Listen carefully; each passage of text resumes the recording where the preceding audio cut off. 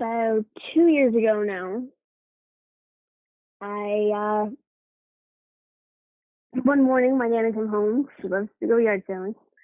She came home and she had a Ouija board with her. Now I've always been one to love paranormal, ghosts, anything along that lines, and I've loved that stuff since as long as I can remember. This, however, I wanted nothing to do with. Ouija boards freaked me out all the hell.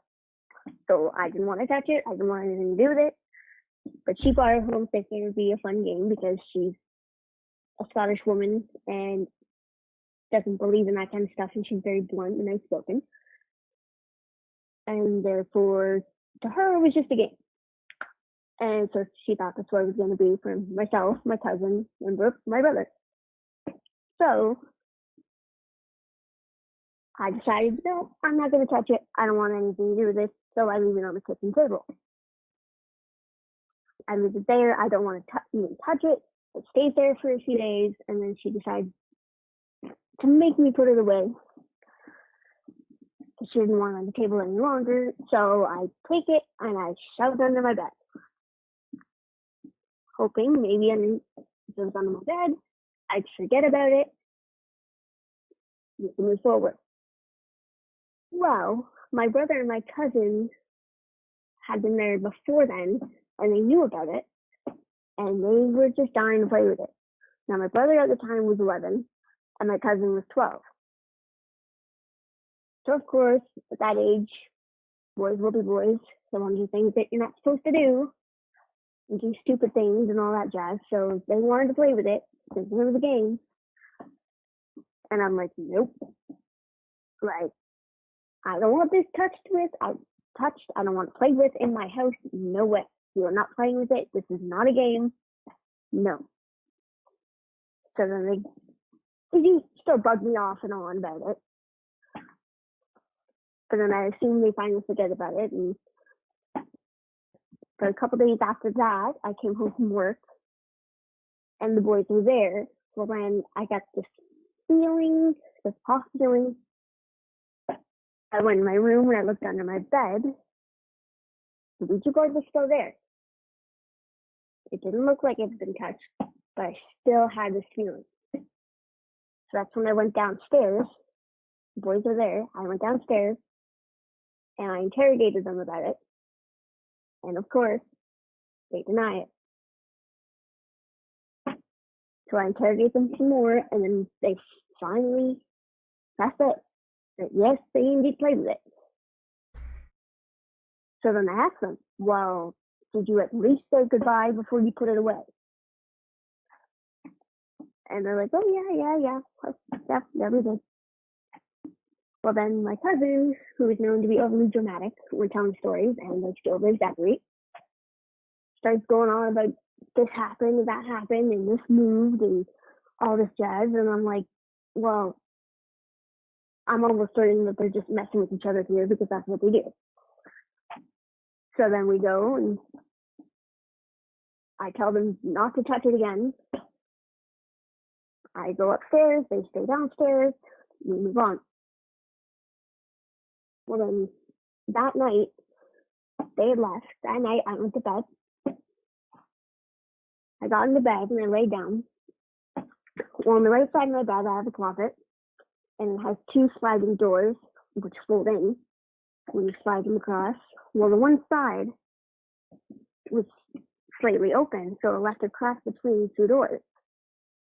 And for some weird reason, it freaked me out.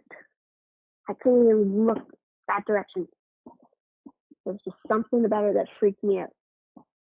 So I turned over and I faced the other way, and I just lay there and I tried to calm myself down, tried to fall asleep. Took me a little while, but I finally did. Well then, about a little while later, it didn't seem like that long, but I'm all of a sudden I'm just woken up by this, like, something hitting me or someone hitting me in the back of the head. Now, it wasn't a little light tap or a pat or anything like that, but it wasn't hard enough to hurt, per se. Like, it's hard to describe, really. I'd say if you've ever played dodgeball in elementary school, like getting hit in the back of the head of the dodgeball, that kind of feeling. But it was like enough to like scare you and just like make you go, whoa, holy crap, what was that? So like at this point I'm wide awake. Like my eyes, I'm wide eyed, I'm looking around, I'm like, holy crap, what the hell was that? And I'm just like trying to calm down, I'm like, holy crap, freaking out at the same time. So I'm just kind of laying there and I'm looking around and listening, and then all of a sudden I hear my floor creaking. Like as if someone was walking around the side of my bed. And like my eyes are just shifting from side to side, trying to see something, trying to stay as quiet as possible. I'm trying to look, I'm trying to figure out what the heck is going on, trying to find some reasoning behind what's happening, but I'm just freaking myself out more. And I'm paranoid, and I laid there, and I finally just, I couldn't take it anymore. I got up, I grabbed my phone off my end table, and I go flying out to my living room. I sit down on the chair, and I just kept constantly looking over at my room, and I just got this uneasy feeling. And I looked down at my phone finally, and I realized it's about 3:15 in the morning or so, and I'm like, great. This is going to be fun trying to get a hold of my boyfriend at this time in the morning. But I try to call him anyways. So I call him, and of course his phone's on silent. So I end up calling him probably close to 15 to 20 times. No answer. And at this point, I'm just shaking and tears coming down my face. And I'm just so freaked out. Like I've never experienced anything like this before at all. So I'm freaked right the hell out. So I just sat there. I'm just trying to calm myself down. Next thing I know, it's 6 in the morning. My nana gets up, and I'm like, I'm not even gonna say anything to her because she'll just think it's stupid, think I'm acting stupid, and making it up and all this. So I'm like, yeah, no, I'm not gonna say anything.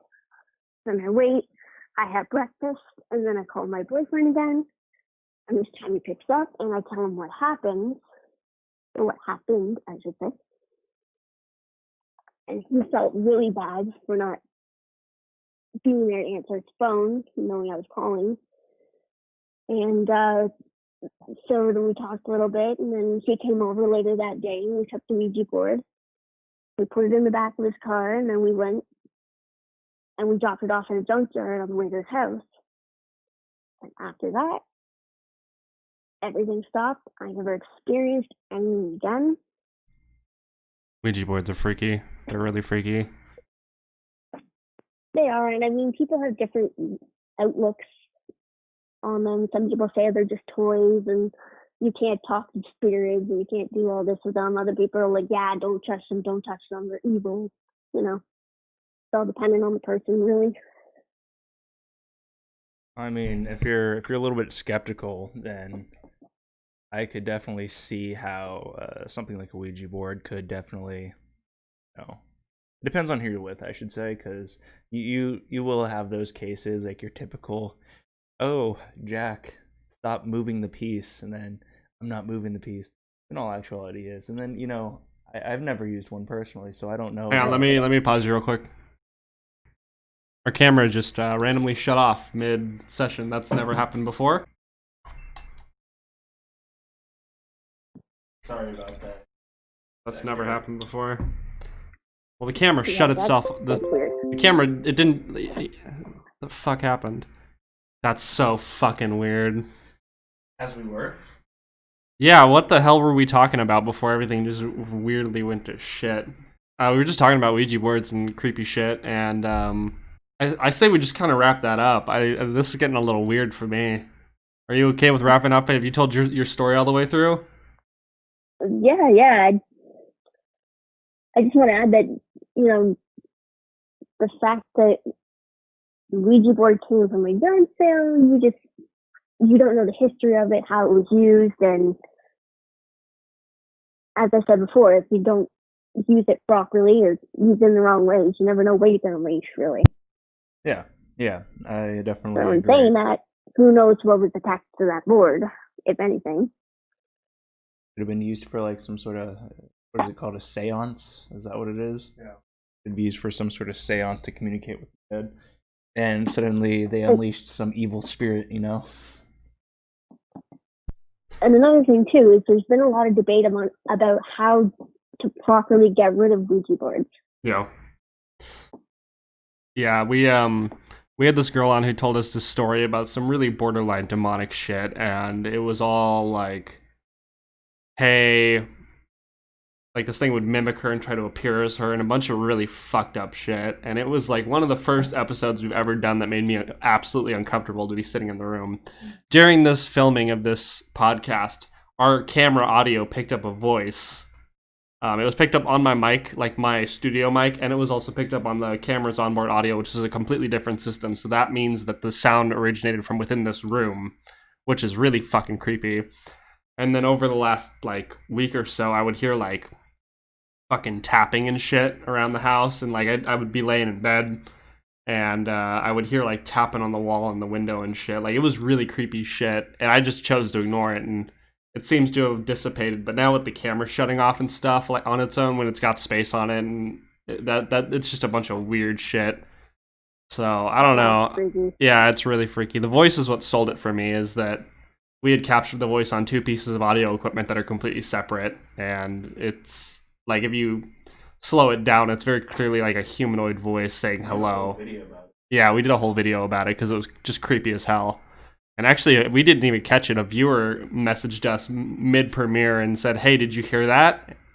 And I actually went back into the raw audio files and found it, and it's just super freaky. So, but yeah, thanks for telling your story.